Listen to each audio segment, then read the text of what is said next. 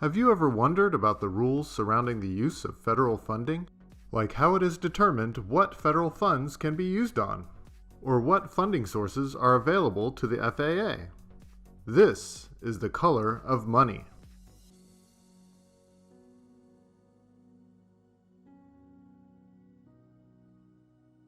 An Appropriations Act is a law which provides funding to a federal entity, such as the FAA, to operate. It is illegal to obligate or expense funding if such a funding law is not in effect. At FAA, Appropriations Acts are annual and cover the fiscal year, which runs from October 1st through September 30th. If an Appropriations Act is not passed by the 1st of October, Congress usually passes a continuing resolution. This allows the agency to continue operating until a full Appropriations Act is passed and signed into law. In those cases where neither an Appropriations Act nor a continuing resolution are passed, the agency institutes an orderly shutdown, and only those services that are essential to ensure the protection of life and property are continued until a funding law is passed. Appropriations law requires that all use of federal funding meets requirements around three key elements. They are amount, purpose, and time. The Appropriations Act gives us guidance on all three of these elements. Let's focus on the time element first. This chart shows the time limitations on the use of funding. First, funds are appropriated. The appropriations language tells us how long we have to obligate the funding. In this case, we are looking at a 2-year time-limited funding which is appropriated in the fiscal year 2019. So these funds are available for obligation and expenditure from fiscal year 2019 through fiscal year 2020.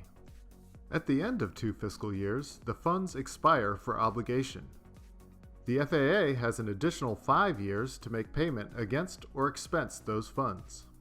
Don't make the mistake of equating these 5 years as a period of performance on a contract. POPs on contracts are restricted by the necessary expense doctrine and the 12-month rule, which are other tenets of appropriations law. This 5-year period is strictly set out to limit the use of funding for making payment against claims or invoices.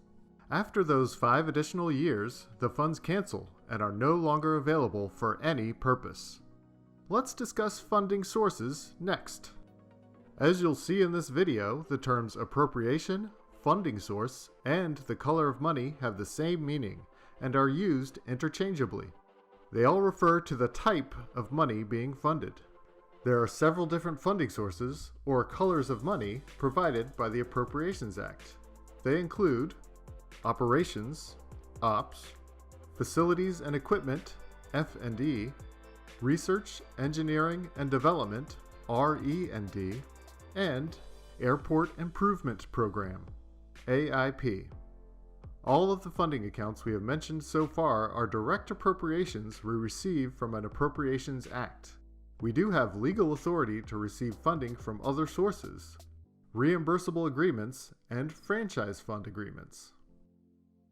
49 U.S. Code 106 allows us to enter into reimbursable agreements. Reimbursables are funds received from a third party to reimburse the FAA for goods or services provided. Lastly, 49 U.S. Code 40113 allows FAA to establish a franchise fund. The franchise fund is a revolving fund under which we perform services designated by the FAA administrator. Earlier, we talked about the Appropriations Act and how it defines the time limitations on our funding. The Appropriations Act also defines the purpose for which we can use those funds. This chart outlines both time and purpose for the different colors of money at the FAA. Keep in mind that these time frames are set forth in the Appropriations Act, and that they are subject to change. We will start with operations funds. OPS funds are appropriated to pay for the administration, operation, repair, and maintenance of the FAA. Prior to fiscal year 2017, these funds were 1-year funding. Beginning in fiscal year 2017, we received 2-year funding in our Appropriations Acts. These funds are available for obligation for 2 fiscal years, the fiscal year in which they are appropriated and the following fiscal year. OPS funds that are not obligated in the first fiscal year will roll over to the next fiscal year. We refer to these rolled over funds as carry-forward funding. OPS carry-forward funds are available for obligation until the end of the second fiscal year. However, the intent is to obligate the funds in the first quarter of the second year. We should mention that it is a little more complicated in execution. For example, we have to ask for an apportionment for the carry-forward funding before we can obligate it in the new fiscal year. Just like we have to ask for an apportionment for the new funding received each fiscal year from a new Appropriations Act. The second thing we should mention is that some lines of business and staff offices are leaving the OPS carry-forward funding in the program offices until well into the second fiscal year, and some are pulling it back to headquarters at the end of the first fiscal year to manage centrally. You will have to inquire within your particular LOB-SO to find out how your organization is handling these funds. If you don't know who to contact, the LOB-SO Senior Financial Managers are posted on the Financial Services website. Now let's turn our attention to Facilities and Equipment funding. F&E funding is appropriated into 3 different accounts. The largest of these accounts is F&E Direct. At FAA, F&E Direct is also sometimes called F&E Activities 1 through 4. If you are interested in more information on the differences between F&E activities, you can find a Q&A on the Financial Services website that will give you an idea of what work efforts the different activities fund. F&E Direct funding is used for projects and activities to enhance the national airspace. These monies fund things like new buildings, new systems, and new suites of equipment. These funds are available for obligation for 3 fiscal years, the year in which they are appropriated, and the following 2 fiscal years. Carry-forward F&E Direct funding is pulled back to be managed at headquarters, usually sometime around the middle of the 3rd year it is available for obligation. In fiscal year 2018 and fiscal year 2019, Congress appropriated and earmarked funding for Terminal Air Traffic Control Tower and TRACON replacement and modification. This is a relatively small amount of funding, roughly $12 million, which is associated with F&E Activity 2 work. The funding earmarked for ATCT and TRACON replacement and modification was different from our other accounts as it was appropriated as no-year funding. This means that the funding is available for obligation until it is obligated and fully expensed. It is not a time-limited account like OPS or the rest of Capital Direct funding. One last thing, not all of the Activity 2 funding is no year, just the earmarked amount for ATCT and TRACON replacement and modification. F&E Activity 5 funding is appropriated to cover the pay, compensation, and benefits of the employees who work primarily and directly on F&E funded projects. This is a small account, paying for roughly 2,600 of the FAA's 45,000 plus employees. This fund also pays for the direct support costs of these employees, including such things as equipment, supplies, training, and travel. In some cases, Activity 5 funding is used to cover pay and travel costs for OPS employees who are traveling in support of F&E Direct projects. But most of this funding covers the employees permanently working on F&E projects. Since fiscal year 2018, F&E Activity 5 funding has been appropriated as multi-year funding and is available for obligation for 2 fiscal years, the year in which it is appropriated and the following fiscal year. RE&D funding is appropriated to pay for research, engineering, and development work on programs that focus on increasing safety, security, productivity, capacity, and environmental capability. This funding is available for obligation for 3 fiscal years, the fiscal year in which it is appropriated, and the following 2 fiscal years. AIP funding is no-year funding, and it is available until it is obligated and expensed. However, to date, Congress has capped the amount of AIP funding that can be obligated each year in the Appropriations Act. Because of this cap, AIP funding is treated in the financial systems as 1-year funding. Most of AIP funds are issued as grants for airport improvement projects that enhance capacity, safety, and security. A small portion of AIP funding pays for the administrative expenses of the program, PC&B, and related support costs. AIP also funds the Small Community Air Service and some airport-related research programs.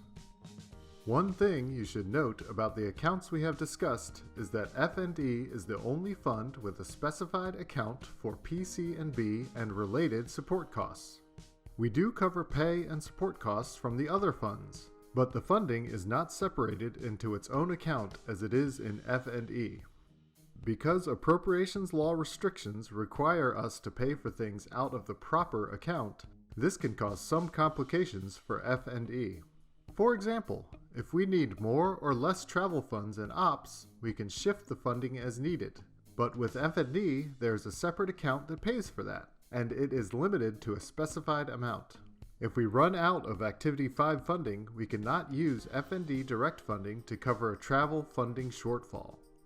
Conversely, if we have excess Activity 5 funding, we cannot use it to cover expenses normally paid out of the F&E direct account. One last thing to mention.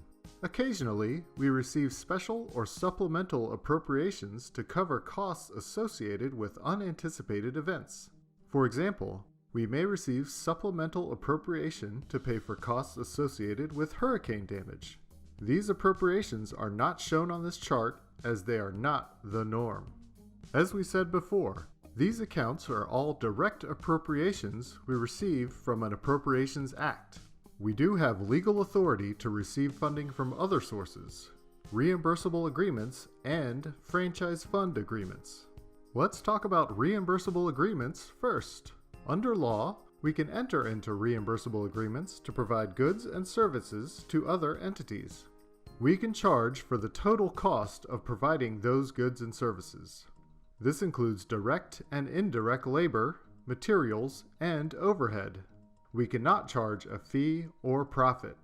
So how long are reimbursable funds available for obligation? Well, it depends on who is the sponsor. We have federal and non-federal sponsors. We regularly provide radar maintenance for the Department of Defense, for example, which is a federal sponsor.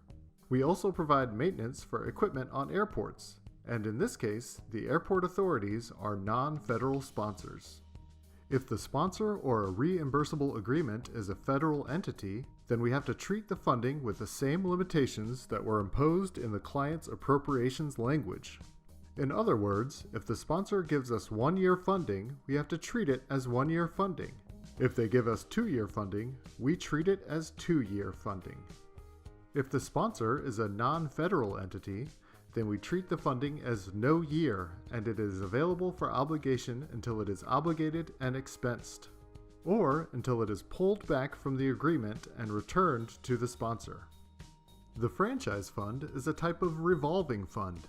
The franchise fund can legally provide services designated by the FAA administrator to other organizations and entities. The franchise fund can charge for the total cost of providing those goods and services. This includes direct and indirect labor, materials, and overhead. However, unlike reimbursables, the franchise fund can also charge a fee, which is used for capital-type enhancements and upgrades.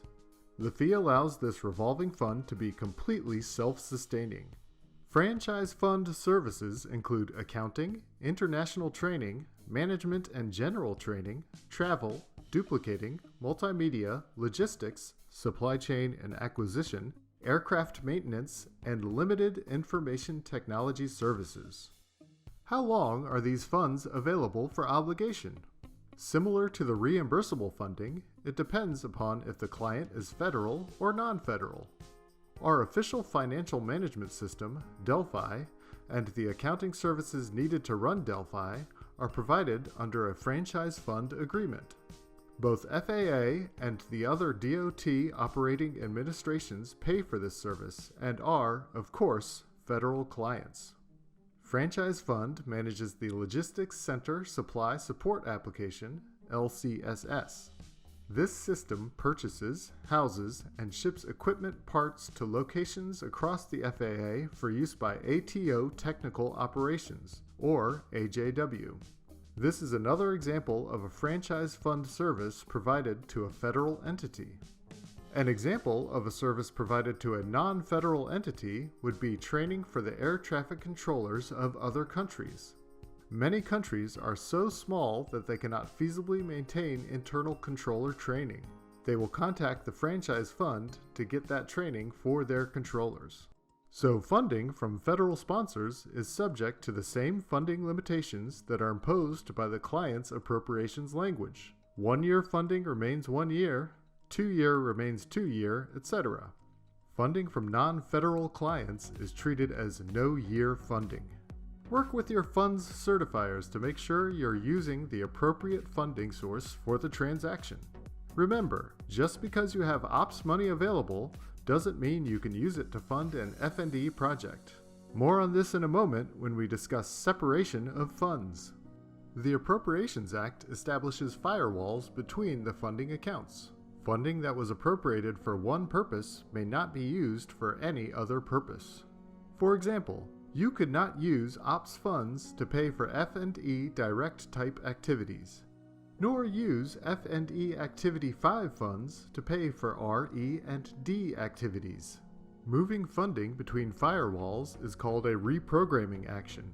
When we try to move funding between the firewalls, we have very strict limitations, which are established annually in the Appropriation Act. If we need to reprogram beyond these limitations, we must go back and ask Congress for authority, and they must pass a law granting that authority. If we exceed the limits, we are committing an Anti-Deficiency Act violation. An Anti-Deficiency Act violation must be reported to Congress, the GAO, and to the President of the United States. Congress also established firewalls between the individual lines of business, LOBs, staff offices, SOs, for OPS and AIP funds. We can move funding around within these firewalls at will. However, if we wish to move OPS funding across organizations, we are limited to a reprogramming of no more than a net gain or loss of 5% of funding from one LOB SO to another. There is an exception for AVS, which can gain 5% but cannot lose funding. AIP reprogramming is limited to $5 million or 10%, whichever is less. Oh, and because exceeding these limits would create an Anti-Deficiency Act violation, the movement of these funds is controlled by the Office of Budget and Programs, ABP. The Appropriations Act also established firewalls between budget line items, or BLIs, for F&E and RE&D funding. For F&E and RE&D funding, we can reprogram 10% of a BLI, or $5 million from one BLI to another, whichever is the smaller amount.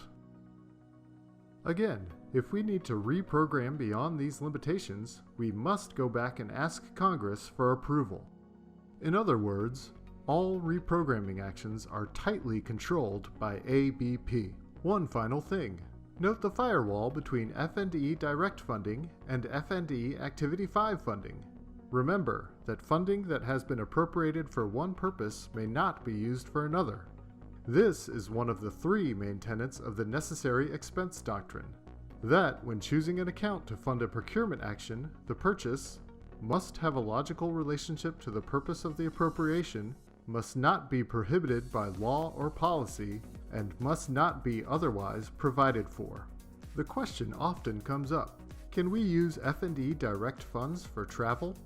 Because we have an account specifically appropriated for travel to support F&E programs, the Activity 5 account, we cannot use F&E direct for that purpose. Okay, time for a recap. The Appropriations Act sets limits on the purpose for which federal funding can be used. Appropriations language tells the FAA how long they have to obligate and expense the funding. Appropriation, funding source, and the color of money mean the same thing, as they all refer to the type of money being funded. The Appropriations Act sets firewalls between the colors of money. It further firewalls the funds depending upon the color of money being used. You need to be aware of these firewalls. Funding can be moved between firewalls with a reprogramming action. However, there are strict limitations, and if not followed, the FAA is at risk of committing an Anti-Deficiency Act violation, so these actions are tightly controlled by ABP. Funding appropriated for one purpose may not be used for another. You should now know what funding sources are available to the FAA, what those funds can be used for, and what time limitations are associated with those funds. You may exit this video.